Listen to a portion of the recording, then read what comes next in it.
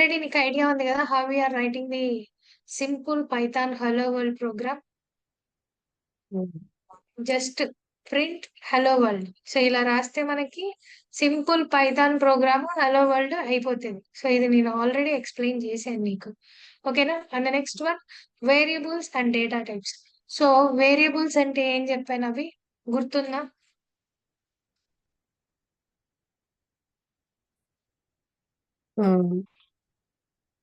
అంటే data type పక్కన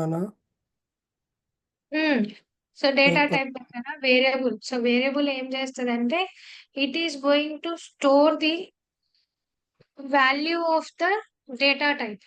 okay, so ఇక్కడ ఈ వాల్యూ ఉంది. ఈ వాల్యూ ఏంటిదంటే అది integer value, integer data type. ఆ ఇంటీజర్ డేటా టైప్ ని మనం స్టోర్ చేసుకోవాలంటే మనకు ఒక వేరియబుల్ అనేది కావాలి. సో దానికోసం వేరియబుల్స్ అండ్ డేటా టైప్స్ ని యూజ్ చేస్తాం. ఓకేనా? అర్థమవుతుందా అవి? ఇవన్నీ నీకు ఆల్రెడీ C++ లో వచ్చేసి ఉంటాయి కదా.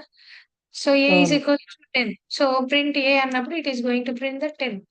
సో ఇక్కడ ఇన్కరెక్ట్ ఇంటెంటేషన్ అంటే సింటాక్స్ కరెక్ట్ గా లేదంటే మనకి ఎర్రర్ ఎలా వస్తుంది, ఎలా రాస్తే మనకి ఎర్రర్ ఎలా వస్తుంది అనేది చూసుకున్నాం. సో బేసిక్ గా మనకి ఏంటిదంటే ఏ ఈజ్ ఈక్వల్స్ టు 10. సో ఇక్కడ నేను ఇక్కడ స్పేస్ ఇవ్వలేదు, ప్రింట్ దగ్గర స్పేస్ ఇవ్వలేదు. సో ఇక్కడ స్పేస్ ఇచ్చాను. సో దానికోసం నాకు అన్ఎక్స్పెక్టెడ్ ఇండెంట్ వస్తుంది. అర్థమవుతుందా?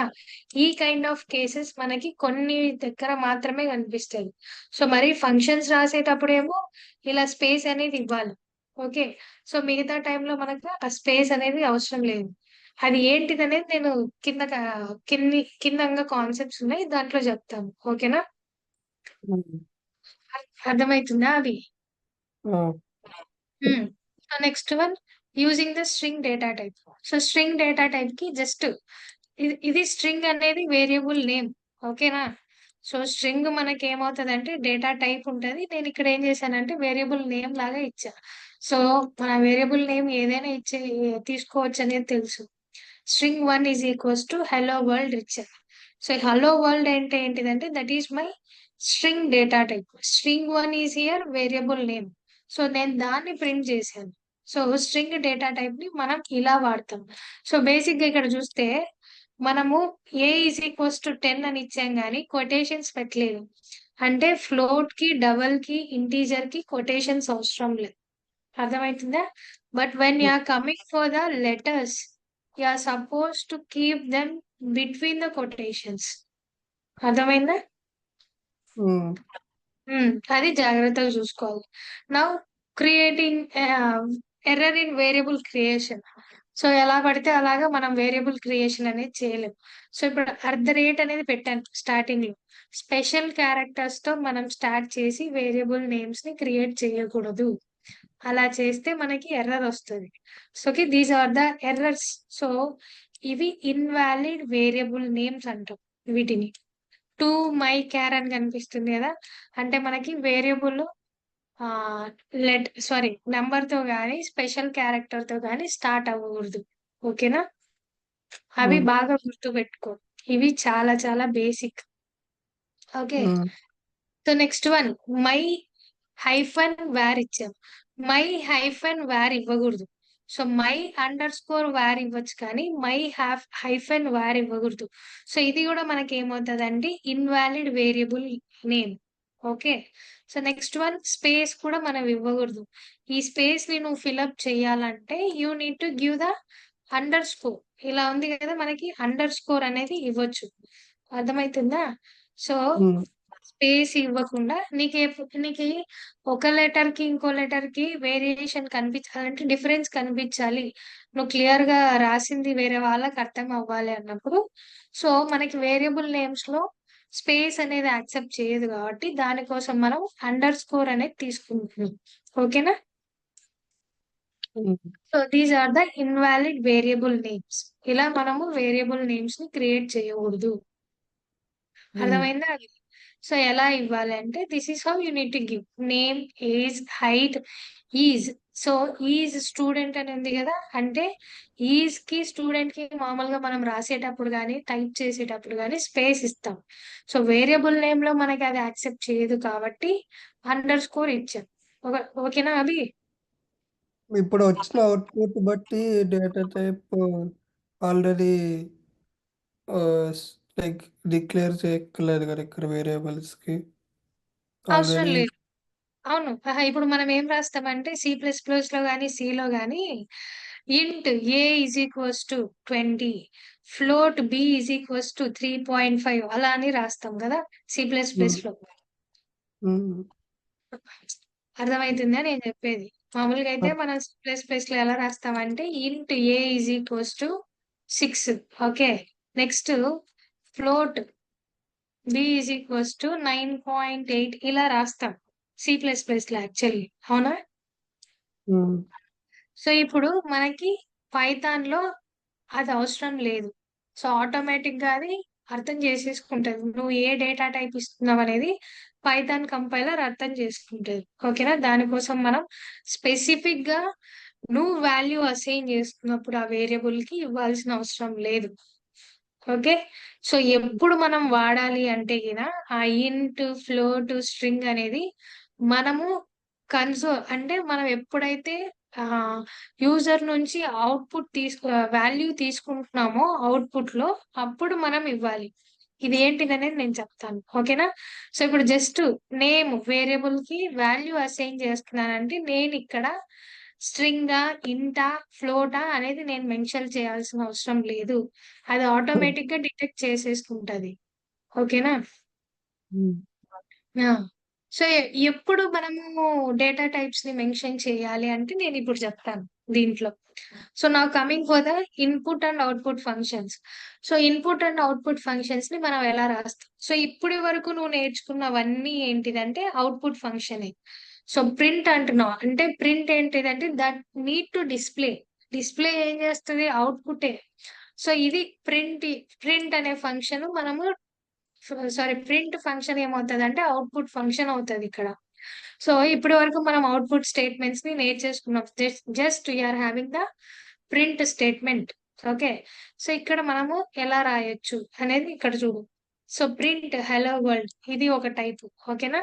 ప్రింట్ 25+5 ఇది ఒక టైపు. ఓకే.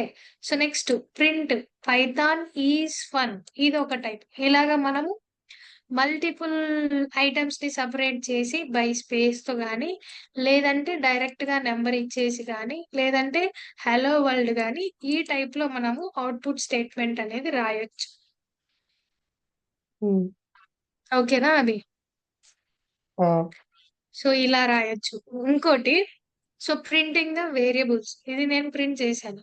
సో, ఇప్పుడు మనం ఇక్కడ జస్ట్ ఏం చేసామంటే name is equals to Kavya అని ఇచ్చాం. ఇక్కడ print name, so print age, so print height, print ఈ స్టూడెంట్ అని చెప్పి అడుగుతున్నాం. కానీ ఇక్కడ కావ్య అంటే ఏంటిది? అసలు ఈ 20 అనే వాల్యూ ఏంటిది? 5.4 అనే వాల్యూ ఏంటిది? ట్రూ అనే వాల్యూ ఏంటిది? మనకు తెలీదు. అర్థమైతుందా? సో, నువ్వు ప్రోగ్రామ్ రాస్తున్నావు కాబట్టి నీకు తెలుసు ఏ ఏ వేరియబుల్ నేమ్ ఇచ్చావనేది. బట్ ఇన్ కేస్ నాకు చూడగానే ఇప్పుడు నాకి ఈ ప్రోగ్రామ్ కనిపించట్లేదు. నాకు జస్ట్ అవుట్‌పుట్ మాత్రమే కనిపిస్తుంది ఇక్కడ. ఓకే. సో, నేను డైరెక్ట్‌గా ఏంటిది 20 వాల్యూ అనేది నాకు తెలీదు. సో, ఆ కేస్‌లో మనము ఎలా రాయొచ్చు అంటే ఇక్కడ చూడు. Printing variables. So, name is equals to Kavya, age is equals to 20 ఇది అయ్యిందా ఇక్కడ? సో, ప్రింట్ స్టేట్‌మెంట్ చూస్తే నీకిక్కడ కొటేషన్స్‌లో నేమ్ కోలన్ పెట్టేసి కామా నేమ్ ఇచ్చాం. యాజ్ ఇట్ ఈస్‌గా మనం C++లో ఎలాగైతే రాస్తామో అది అక్కడ ఏం వాడతాం మనం బేసిక్‌గా సి ఇన్ సిఔట్. సిఔట్ అని వాడతాం గదా! సో, మనం మళ్ళీ enter the number A, comma అని పెట్టేస్తాం కదా! సో, నాకు C++ అంత ఐడియా లేదు. సి సి అయితే ఐడియా ఉంది.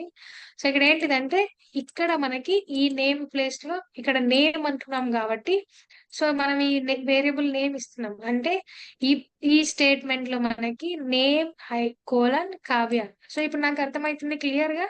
అది పేరు. కావ్య అనేది ఒక పేరు. సో, 20 అనేది ఒక ఏజ్. ఇలా గూడా మనము ప్రింట్ స్టేట్‌మెంట్స్‌ని రాయొచ్చు. ఓకేనా Abhi? So, next one formatted output. ఈ ఫార్మాటెడ్ అవుట్‌పుట్‌లో మనం ఏం చేస్తామంటే ఎఫ్ స్ట్రింగ్ అనేది వాడతాం. సో, ఈ ఎఫ్ స్ట్రింగ్ ఏం చేస్తదంటే that it is going to replace the flower sorry flower brackets. Okay, అదేంటిది అనేది కింద చూడు ఇక్కడ. సో నాకు name is equals to Kavya, age is equals to 20, city is equals to Hyderabad. So ఇప్పుడు ఎఫ్ అని వాడాను. ఓకేనా?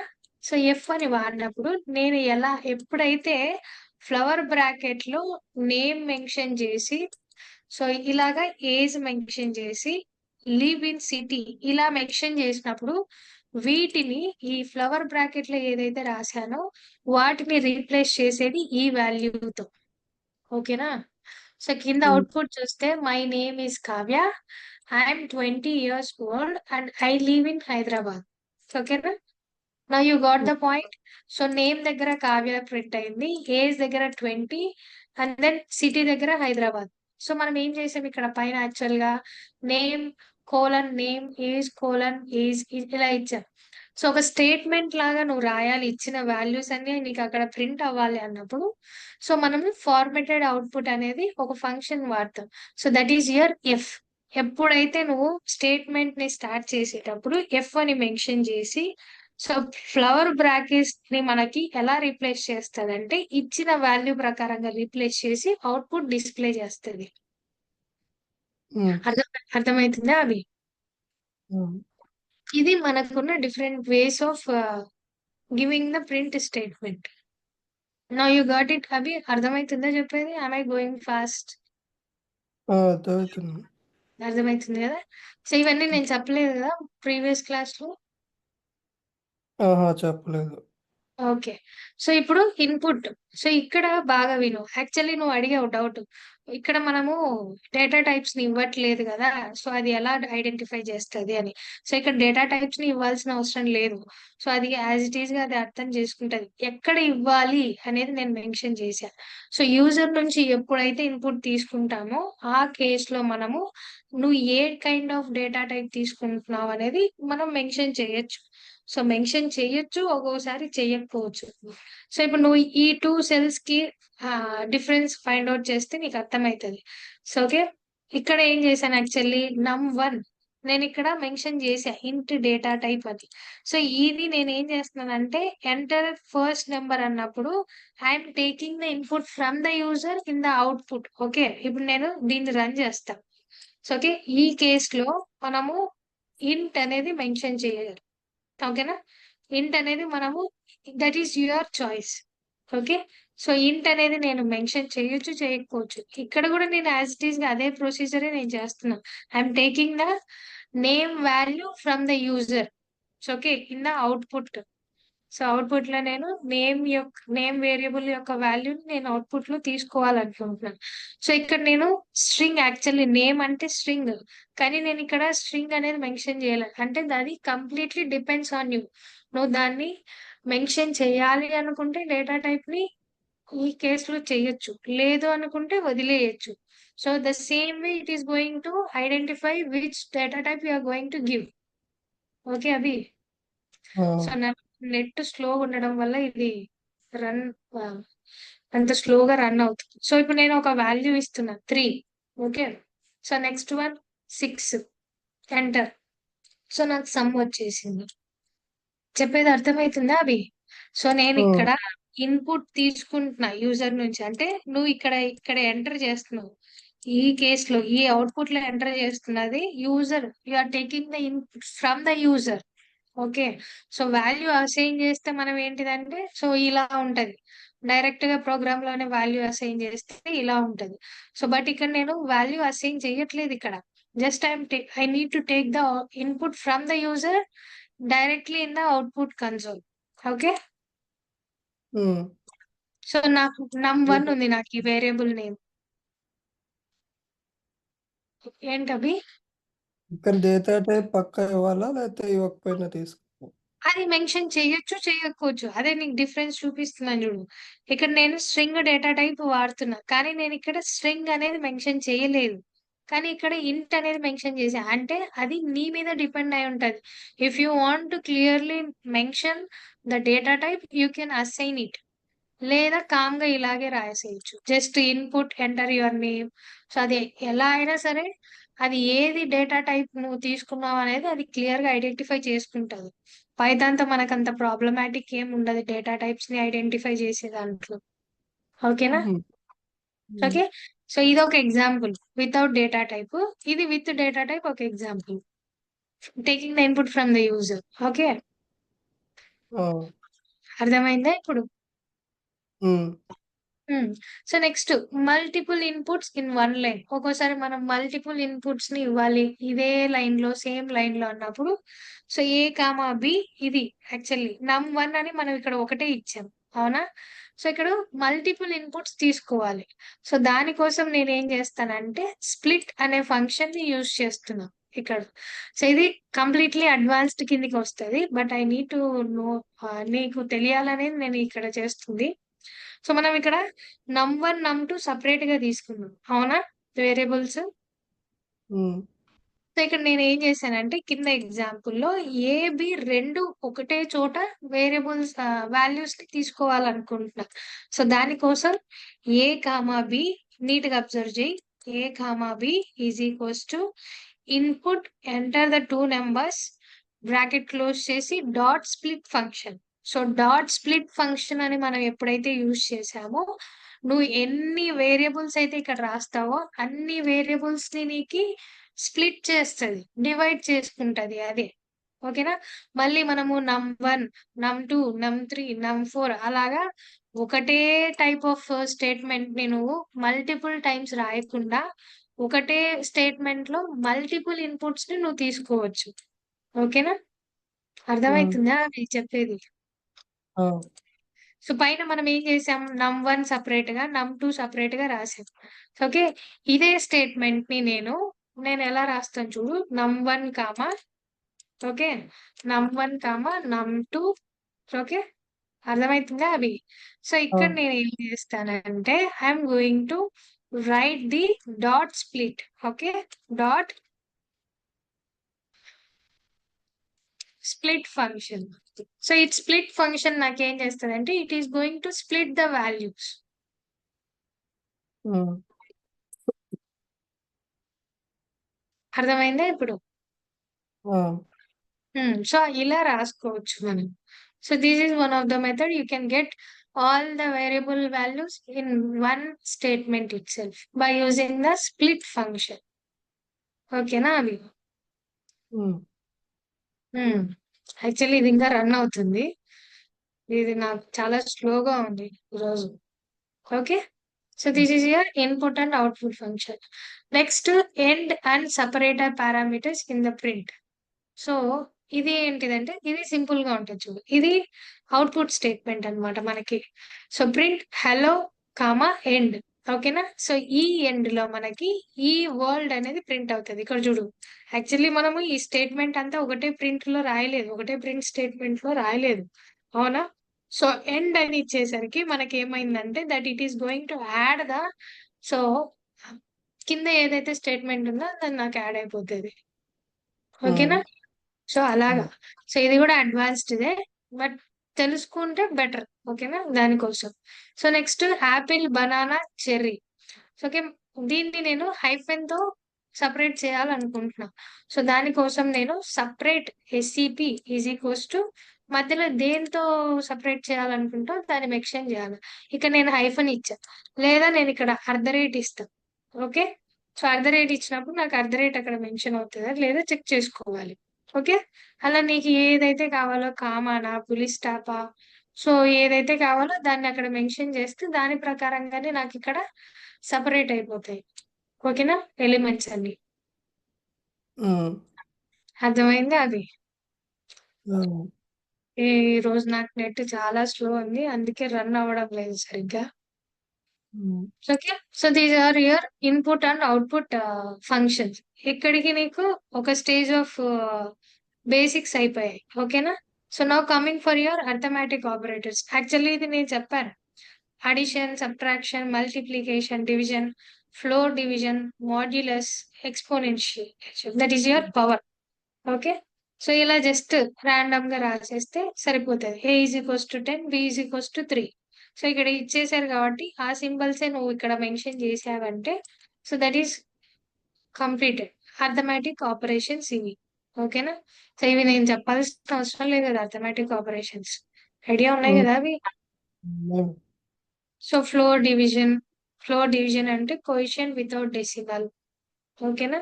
సో రిమైండర్ ని మనకి డిస్ప్లే చేస్తుంది. సో పవర్ ఎంత 2 power 3 అన్నప్పుడు 8 డిస్ప్లే చేస్తుంది. So this is your values. ఓకేనా? డివిజన్ ఒకటి లేవు అనుకుంటా. ఫ్లోర్ డివిజన్ ఒకటి లేదనుకోండి C++ లో అంటే.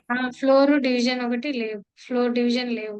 సో ఫ్లోర్ డివిజన్ అంటే మనకి ఇప్పుడు 10/3 చేస్తే మనకి 3.3333 అలాగే వస్తా ఉంటది కదా. సో అప్పుడు ఆ 3.33ని డిలీట్ చేసేసి ఓన్లీ 3 మాత్రమే నాకు డిస్ప్లే చేస్తుంది. ఓకే. ఓకేనా? నెక్స్ట్ మాడ్యులస్ అంటే తెలుసు కదా. సో రిమైండర్ ని 3 into 3 9. సో నాకు రిమైండర్ 10 లోకి 1 మిగులుతుంది కాబట్టి అది డిస్ప్లే చేస్తుంది. ఓకేనా? సో అది అన్నమాట ఈ arithmetic operators. So next integer versus floor division. So ఇప్పుడు ఏంటిదంటే ఇంటీజర్ డివిజన్, ఫ్లోర్ డివిజన్ అనేది మనకి రెండు ఉన్నాయి. ఇక్కడే కనిపిస్తుంది చూడు డివిజన్. సో ఈ డివిజన్ లో నీకు ఏమవుతుందంటే, సో మామూలు డివిజన్ లో మనకి 3.33335 అలాగే వెళ్ళిపోతుంది. So okay, that is your integer division. అర్థమవుతుందా? ఇంటీజర్ డివిజన్ అంటాం. సో ఫ్లోర్ డివిజన్ అంటే ఏంటిదంటే, so that it is going to display the only value, not the decimal values. So okay, ఇక్కడ ఇది చూస్తే నీకు అర్థమవుతుంది. 7/2 అంటే 3.5. 7 డబల్ డాష్ పెడితే మనకి 3 మాత్రమే డిస్ప్లే చేస్తుంది. Okay, that is your floor value. ఓకేనా అది. So next coming for the assignment operators. ఈ అసైన్మెంట్ ఆపరేటర్స్ లో మనకి ఏమవుతుంది, so x is equals to 5 అన్నప్పుడు ఎక్స్ లో మనము 5 వాల్యూ స్టోర్ చేస్తుంది. ఓకేనా? So next add and assign అంటే మనకి x is equals to x+3 వస్తుంది. ఓకే, ఇవి జాగ్రత్తగా అబ్జర్వ్ చేసుకోవాలి అవి. సో నెక్స్ట్ వన్ ఏంటిది, X minus is equals to 2 అంటే x is equals to x-2. So నువ్వు ఈ ప్యాటర్న్ లోనే రాయాలి. ఫస్ట్ నీకు ఆపరేటర్ రావాలి, దాని తర్వాత ఈక్వల్స్ టు రావాలి. సో ఇలాగా మనం రాయాలన్నమాట. ఓకేనా అవి. సో ఇవి అసైన్మెంట్ ఆపరేటర్స్. ఇవి ఒకటేసారి అసైన్ చేస్తాయి, దాని తర్వాత ఆపరేషన్స్ చేస్తాయి అట్ ఏ టైం. సో దానికోసం మనం వీటిని అసైన్మెంట్ ఆపరేటర్స్ అంటాం. So x is equals to 5 అంటే that it is going to assign the value for the X. Okay, X కి వాల్యూ అసైన్ చేసాం. X plus is equals to 3 అన్నప్పుడు x+3. So నాకు X value ఇక్కడ ఏముంది, 5 ఉంది. So 5+3 is equals to 8. So x is equals to x-2. So x value ఎంత, 5 minus 2 3. So ఇలాగ నాకు వాల్యూస్ అనేది ఆన్సర్స్ ఇలా వస్తాయి. ఓకేనా అవి. సో అర్థమెటిక్ ఆపరేటర్స్ వచ్చేసింది అంటే అసైన్మెంట్ ఆపరేటర్స్ లో సేమ్ ఆపరేటర్స్ ని మనం వాడుతున్నాము, but we're giving the value. Okay, values ని అసైన్ చేసి అట్ ఏ టైమ్ లో మనం సేమ్ టైమ్ లోనే ఆపరేషన్స్ అనేది చేస్తున్నాం కాబట్టి, సో ఆపరేషన్స్ నీకు ఎలా చేయాలి ఐడియా ఉంటే that will be very easy, no need to worry. Okay. So next one. So next comparison. So that is your relational operators. నీకు ఇవి ఐడియా ఉన్నాయి కదా, not equals to, equals to, greater than, less than, greater than or equals to, less than or equals to. ఇవి మనకి comparison operators కిందికి వస్తుంది. So ఈ comparison operators మనకి ఒక వేరియబుల్ ని ఇంకో వేరియబుల్ తో మనం కంపేర్ చేస్తాం. సో ఇప్పుడు a is greater than b. నాకు ఏ వాల్యూ 10, బి వాల్యూ 5 ఉంది. So yes, a is greater than b. నేను ఇచ్చిన వాల్యూస్ ప్రకారంగా, నేను ఇచ్చిన కండిషన్ ప్రకారంగా ఏ గ్రేటర్ గానే ఉంది. సో ఎప్పుడైతే నువ్వు ఇచ్చిన కండిషన్, నువ్వు ఇచ్చిన రిలేషనల్ ఆపరేటర్ ఎప్పుడైతే ట్రూ సాటిస్ఫై అవుతుందో అప్పుడు నాకు ట్రూ అనేది డిస్ప్లే చేస్తుంది. సో అది ట్రూ కాలేదు అంటే so a is not greater than b అని ఇస్తా. Okay, so or a is less than b అని ఇస్తా. అప్పుడు నాకు ఫాల్స్ అనేది ప్రింట్ అవుతుంది. సో ఇక్కడ చూడు, సో ఈ ఎగ్జాంపుల్ అబ్జర్వ్ చేస్తే A is equals to 10, B is equals to 5, అవునా?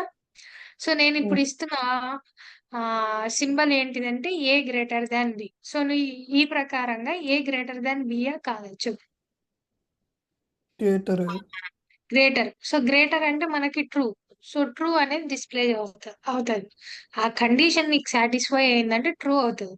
సో ఇప్పుడు కింది చూడు print statement. A is equals to B, అవునా? కాదు కదా. సో దానికోసం మనకి ఫాల్స్ అనేది ప్రింట్ అవుతుంది. ఇవన్నీ నీకు ఐడియా ఉంటాయి కదా అది. సో ట్రూ ఫాల్స్ మనకు వస్తుంది. So next one logical operators. ఇది కూడా ఐడియా ఉందా? Logical operators and operators. Idea ఉంది. ట్రూత్ టేబుల్ గుర్తుందా? గుర్తుంది.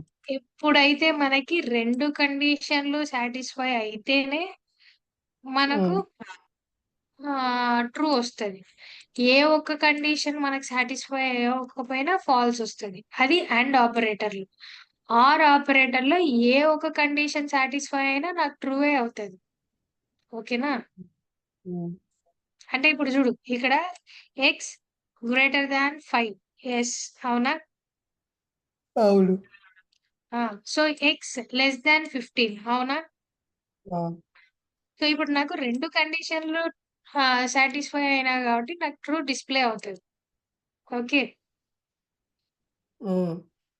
సో ఇక్కడ నాట్. సో నాట్ అంటే reverse the result. So not 5 greater than 3, false. So 3 false అన్నమాట. సో ఈ కేసెస్ లో నాట్ వస్తుంది మనకి. ఓకేనా? So this is your logical operators. So next one identity operators. ఈ ఐడెంటిటీ ఆపరేటర్స్ అంటే so true if same object is there. So ఇప్పుడు ఏంటిదంటే ఇక్కడ ఎగ్జాంపుల్ చూడు, మనకున్న రెండు ఆపరేటర్లు ఈజ్ నాట్. ఓకేనా? సో బాగా అబ్జర్వ్ చేయాలి. మేబీ ఇది C++ లో ఉండిండదు నాకు ఈ ఆపరేటర్, అవునా? లేదు. లేదు కదా. సో ఇప్పుడు జాగ్రత్తగా విను. So A is equals to 1, 2, 3. నేను ఇప్పుడు ఏం చేశానంటే ఏలో ఉన్న ఎలిమెంట్స్ అన్ని సేమ్ ఎలిమెంట్స్ బిలో స్టోర్ అవ్వాలని చెప్పి నేను అడిగాను. ఓకేనా? సో నేను ఇప్పుడు B is equals to A అనేది వాల్యూ అసైన్ చేశా. అంటే నాకు లెఫ్ట్ సైడ్ లో ఉన్న వాల్యూస్ అన్ని తీసుకెళ్లి B లో అసైన్ చేస్తుంది. అంటే ఇప్పుడు రెండు ఈక్వలే. అర్థమవుతుందా? జాగ్రత్తగా విని. B is equals to A అవుతుంది, కానీ A C అవ్వదు. ఎందుకంటే మనము ఏని సికి అసైన్ చేయలేదు. అంటే ఇది ఎందుకు ఫాల్స్ వచ్చిందో చెప్తా క్లియర్ గా. సో ఇప్పుడు B is equals to A రాశాను. So B is equals to A రాశాను కాబట్టి నాకు A ఈజ్ B దగ్గర ట్రూ వచ్చేసింది. ఓకేనా? సో ఇప్పుడు A ఈజ్ C. మనకి ఏలో సిలో రెండు సేమ్ వాల్యూసే ఉన్నాయి, కానీ నువ్వు ఏని సికి అసైన్ చేయలేదు. అర్థమవుతుందా? నువ్వు సపరేట్ గా వాల్యూస్ ని రాసుకున్నావు దానికి. సో దానికోసం నాకు ఇక్కడ ఫాల్స్ అనేది వచ్చింది. మనకి ఎలిమెంట్స్ అన్ని సేమ్ గానే కనిపిస్తున్నా ఏలో సిలో మనం బికి ఏ వాల్యూస్ అసైన్ చేశాం కాబట్టి A ఈజ్ B అని వచ్చింది. దానికోసం మనకి ట్రూ డిస్ప్లే అవుతుంది. బట్ మనము సికి ఏ వాల్యూస్ ని అసైన్ చేయలేదు. సో ర్యాండమ్ గా మనం వాల్యూస్ అనేటివి మనం ఇచ్చేసాం.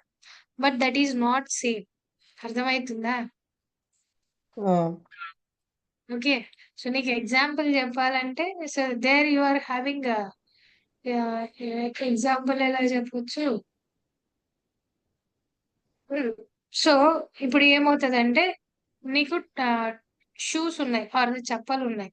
So same similar pattern different different sizes లో ఉన్నాయి. సో 5 ఉంటది, 7 ఉంటది, 9 ఉంటది, ఇలా సైజెస్ ఉంటాయి చెప్పలు కానీ షూస్ కానీ, అవునా? సో రెండు మోడల్స్ సేమ్ ఉన్నాయని చెప్పి 5ది 9ది తీసుకొచ్చి కొనలేము, అవునా? Yes or no? 5ది 5కే కావాలి, 9ది 9కే కావాలి. Yes or no? అర్థమవుతుందా? సో రెండు సిమిలర్ గా ఉన్నాయని చెప్పి మనము రెండు సేమ్ సైజ్ అని చెప్పలేము. సో అది ఇక్కడ మ్యాటర్. సో దాన్ని మనం క్లియర్ గా అర్థం చేసుకోవాలి. ఓకేనా? So this is your identity operators. Next one is membership operators. ఇవన్నీ మనం ఎక్కడ యూజ్ చేస్తామంటే టపుల్, స్ట్రింగ్, లిస్ట్ లో వీటిని యూజ్ చేస్తాం. సో ఇక్కడ ఏంటిదంటే నేను ఇచ్చే ఒకటి నేను ఇచ్చే ఒక పాయింట్ దాంట్లో ఉందా లేదా అని చెక్ చేస్తాం. ఓకే. సో ఇప్పుడు ఫ్రూట్స్ అనేది ఉంది. ఓకే. ఫ్రూట్స్ ఫ్రూట్స్ లో నాకు యాపిల్, బనానా, మ్యాంగో ఇవన్నీ ఉన్నాయి. సో నాకు ఇక్కడ యాపిల్ ఇన్ ఫ్రూట్స్, నాకు ఫ్రూట్స్ లో యాపిల్ ఉందా లేదా? ఉంది. ఉంది. కాబట్టి నాకు ట్రూ డిస్‌ప్లే అవుతది. ఓకేనా? So grape not in fruits, నాకు గ్రేప్ లేదు ఫ్రూట్స్ లో, అవునా? సో దానికోసం నాకు గ్రేప్ లేదు కాబట్టి ట్రూ అని ప్రింట్ అయింది. Okay. So this is here true if values exists. So true if value does not exist. Okay. So నీకు ఆ వాల్యూ లేదంటే ట్రూ చూపిస్తది, ఆ వాల్యూ ఉందంటే ట్రూ చూపిస్తది. Clear? So this is your membership operators. Next one is bitwise operators. ఇవి idea ఉన్నాయి కదా, and XOR, not, left shift, right shift. లేదు. ఐడియా ఉందా? ఇవి మనకు బైనరీ నెంబర్లోకి మార్చాలా అని నేను ఎప్పుడబ్బా ఎప్పుడో చెప్పాను కదా అభి. బైనరీ నంబర్స్ లోకి కన్వర్ట్ చేసేకి సిఓలో చెప్పా కదా, 5 ని మనము ఎలా కన్వర్ట్ చేస్తాం బైనరీలోకి అని నేర్చుకున్నాం కదా. 2 తో డివిజన్ చేసి అదే ఐడియా. రిమైండర్స్ అన్ని రాస్తాం కదా అలాగా. సో ఇక్కడ యాక్చువల్ గా అయితే ట్రూత్ టేబుల్ ఫాలో అవుతున్నాం. So 01, 01 and 0011. ఓకే. సో మనకి ఇక్కడ లాస్ట్ లో మాత్రమే 11 ఉంది. ఓకే. దానికోసం మనకి మిగతావన్నీ 0 అయిపోయినాయి. సో అలాగా మనము వీటిని రాస్తాం. ఓకే. మనం వచ్చిన లాస్ట్ నెంబర్ ని మనము డిజిట్స్ లో ప్రింట్ చేస్తాం. అంటే నువ్వు ఇక్కడ ఏం చెప్పొచ్చు అంటే, సో కంప్లీట్ గా bitwise operator machine learning లోకి సారీ మిషన్ లాంగ్వేజ్ లోకి కన్వర్ట్ చేసుకొని ఇచ్చిన వాల్యూని మళ్ళీ దాన్ని బిట్ వైజ్ ఆపరేటర్స్ అంటే ట్రూత్ టేబుల్ లోకి మనం కన్వర్ట్ చేసి, ఆ ట్రూత్ టేబుల్ ఎలా అయితే ఫాలో అవుతుందో అలా వాల్యూస్ అనేది యాడ్ అంటే ఎవాల్యుయేట్ చేసి వచ్చిన బిట్ వైజ్ ఆపరేటర్ ని మనకి మన లాంగ్వేజ్ లో చూపిస్తుంది. Okay. That is your bitwise operator. అర్థమవుతుందా? అంటే బైనరీ నంబర్ అట్లా మార్చడం ఐడియా ఉంది కానీ ఈ ఆపరేటర్స్ దీనికి ఐడియా లేదు. ట్రూత్ టేబుల్ ఐడియా ఉంది కదా నీకు, and truth table, or truth table ఇందాక చెప్పా కదా. సో నీకు ఐడియా ఇక్కడ ఇచ్చిన 4 టైప్స్ ఆఫ్ కండిషన్స్ ఉంటాయి. ఇప్పుడు 0 ఉంది. ఓకే. 0 లో నాకు 0నే వస్తుంది. 01 లో 0, 10 లో 0. ఇప్పుడు నాకు 11 వస్తేనే నాకు 1 వస్తుంది అండ్ లో. ఓకేనా? ఓకే.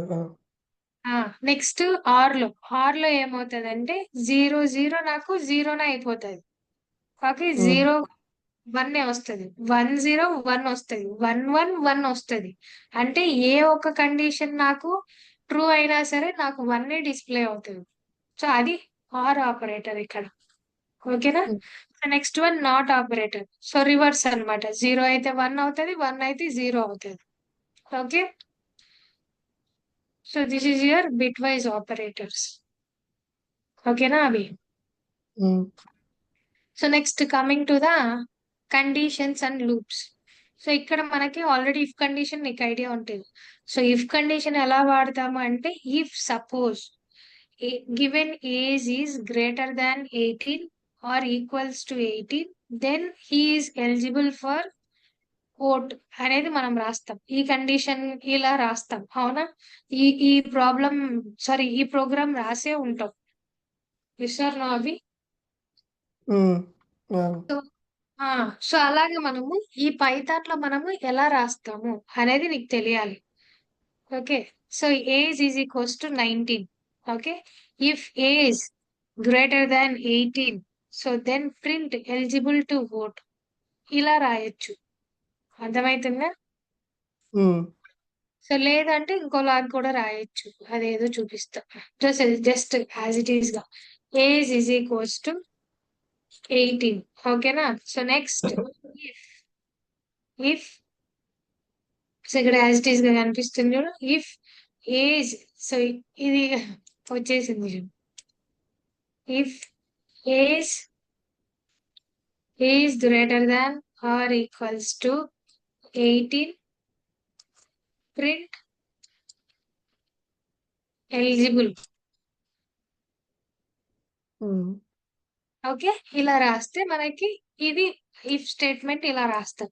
సో, ఇలా కూడా రాయొచ్చు అనే దానికి నేను ఇలా చూపించాను. సో, బేసిక్‌గా నేను ప్రింట్ స్టేట్మెంట్ కింద రాశాను. సో, అలా కాకుండా పక్కనే అయినా మనం రాసుకోవచ్చు. అర్థమైతుందా అభి? హ్మ్. ఉమ్. నాకింకా ఎగ్జిక్యూట్ అవుతూనే ఉన్నాయి పైనవి గూడా.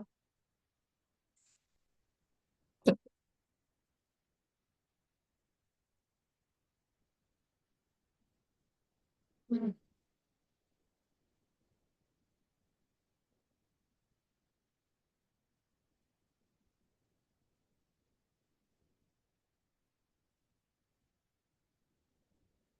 Yes, now you got it, Abhi.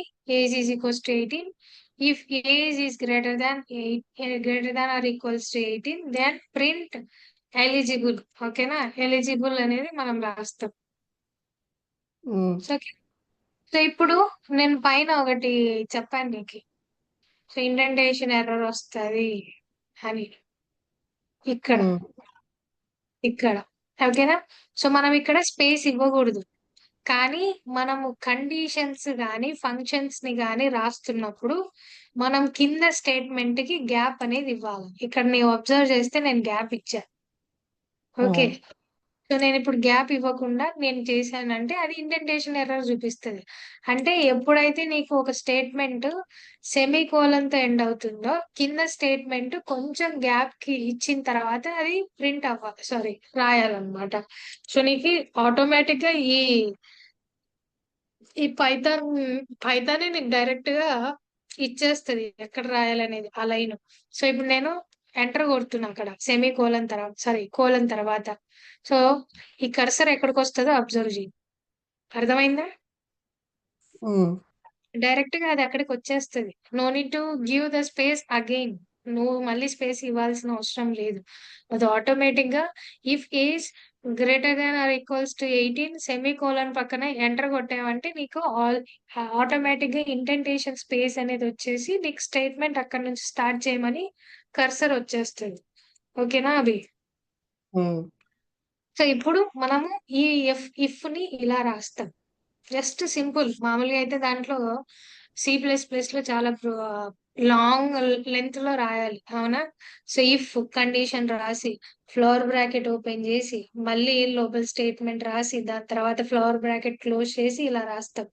So ఇక్కడ ఏమి అంటే మనకి ఇఫ్ కండిషన్ ని ఇంత సింపుల్ గా రాసేయచ్చు. ఇలా అయినా రాయొచ్చు లేదా ఇలా అయినా రాయొచ్చు. కింద కనిపిస్తుంది కదా, మనకి 2 వేస్ లో మనం కండిషన్స్ ని రాసుకోవచ్చు. బట్ ఏంటిదంటే ఈ సెమీ కోలన్ అనేది లాస్ట్ లో మ్యాండేటరీ. ఓకేనా? సో కండిషన్స్ కి గానీ లూప్స్ కి గానీ లేదంటే ఫంక్షన్స్ కి గానీ మనకి లాస్ట్ లో ఈ కోలన్ అనేది మ్యాండేటరీ అన్నమాట. ఓకేనా అవి? Um. So next one if else. So if else అంటే ఏంటిది? ఒకవేళ అది కాకపోతే ఇది అని మనం రాస్తాం. అవునా? సో ఇప్పుడు ఇక్కడ చూడు example age is equals to 10. If age is less than or equals to 12 travel for free else pay for the ticket. ఓకేనా? సో ఇలా మనం రాస్తాం ఎల్స్ కి. Okay. Um. Sorry if else కి. ఓకే. అర్థమైతుందా అది? చాలా సింపుల్ గా ఉంటది పైథాన్. నువ్వు వరి అవ్వాల్సిన అవసరం లేదు. బట్ ఏంటిదంటే ఎక్కడ ఇండెంటేషన్ స్పేస్ ఇవ్వాలి ఎక్కడ ఇవ్వకూడదు ఆ కండిషన్స్ ఎలా రాయాలి అనేది వచ్చేసింది అంటే that is fine. Okay, no need to worry about it. So ఇప్పుడు చూడు if age is less than or equals to 12 print travel for free else print pay for the ticket. ఓకేనా? సో ఇలా మనం రాసుకోవచ్చు. నేను ఇచ్చిన ఏజ్ 10 కాబట్టి నాకు ఎగ్జిక్యూట్ అయిన స్టేట్మెంట్ ట్రావెల్ ఫర్ ఫ్రీ. ఓకేనా అది? ఉమ్. అర్థమైతుంది కదా? Yeah. So next one else if statement. Else if statement అంటే మనకి ఇఫ్ ఉంటది, ఎల్స్ ఇఫ్ ఉంటది, ఎల్స్ ఉంటది. అదేంటిది అనేది నేను చూపిస్తా ఇప్పుడు. సో ఇప్పుడు నేను చూడు age is equals to int input enter your age. If age is greater than or equals to 18, print you are an adult. If age is greater than or equals to 30, you are an teenager. ఓకేనా? అంటే 18 కి 13 కి మధ్యలో ఉంటే నా age నువ్వు teenager అవుతావు. 18 కానీ లేదంటే 18 అబోవ్ ఉంటే నువ్వు అడల్ట్ అవుతావు. లేదు అంతకంటే తక్కువగా ఉందంటే నువ్వు చైల్డ్ అవుతావు. ఓకేనా? అర్థమవుతుందా? ఉమ్, సో నువ్వు 2 కండిషన్స్ ఒకటేసారి వాడాలి. So greater than 80 and less than 90. అర్థమవుతుందా? Greater than 80 less than 90. ఇప్పుడు నేను 2 కండిషన్స్ వాడుతున్నా. సో ఆ 2 కండిషన్స్ నేను రాసుకోవాలనుకున్నప్పుడు ఎల్సిఫ్ లోకి వెళ్తాం. సో ఇది ఎల్సిఫ్ అంటాం. ఓకేనా? ఉమ్, సో ఇప్పుడు నీకు ఇది అర్థమైందా ఎలా రాసామనేది? నేను ఆ, ఇక్కడ 2 కండిషన్స్ వాడుతున్నా చూడు. Greater than are equal to 18, greater than or equals to 13. అంటే 13, 14, 15, 16, 17, 18 ఈ రెండిటి వరకు నాకు ఏమవుతుందంటే they are the teenagers. Sorry 17 వరకే. They are the teenagers here. అర్థమవుతుందా? సో ఉమ్, 18 తర్వాత అందరూ అడల్ట్ అయిపోతారు.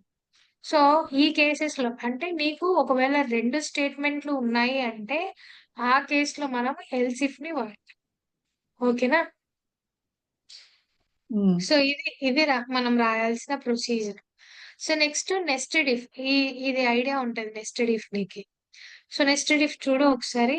సో ఇప్పుడు ఇఫ్ రాసాం. If gender is equals to M adult male else adult female.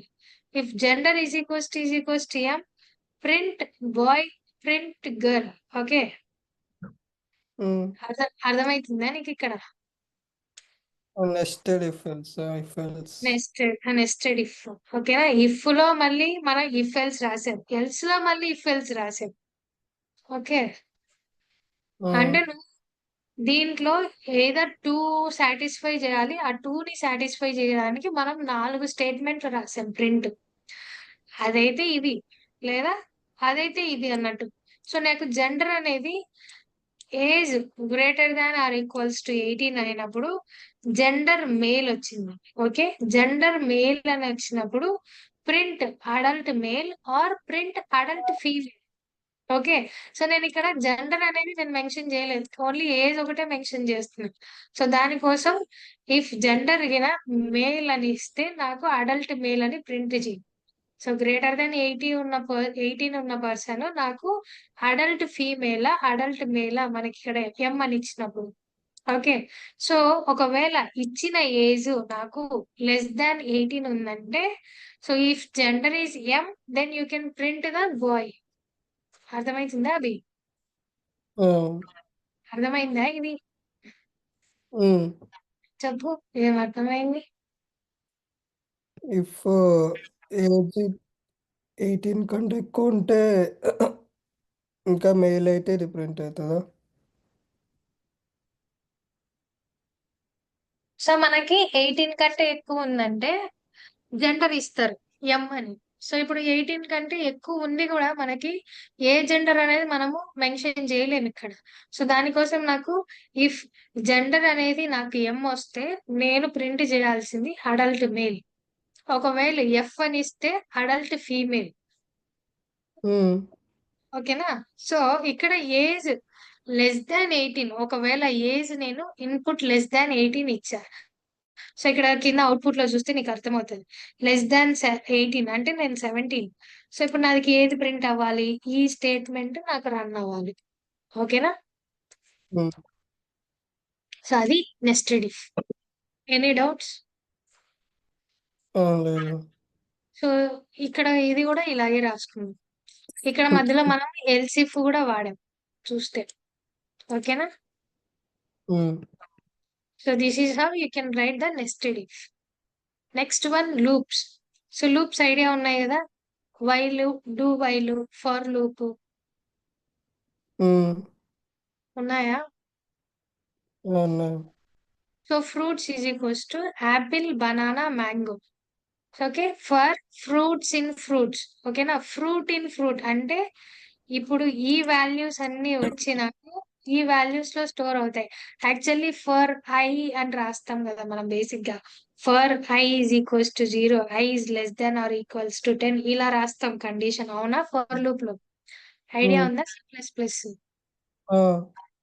So ఇక్కడ ఏంటిదంటే మనము బ్రాకెట్ రాయకుండా, సో నువ్వు ఇక్కడ ఏదైనా ఇచ్చుకోవచ్చు. నేను ఫ్రూట్ కి బదులు ఎక్స్ అని ఇస్తా. సో ఇప్పుడు నాకు ఒక్కొక్కటిగా ప్రింట్ అవుతూ ఎక్స్ లో స్టోర్ అవుతాయి.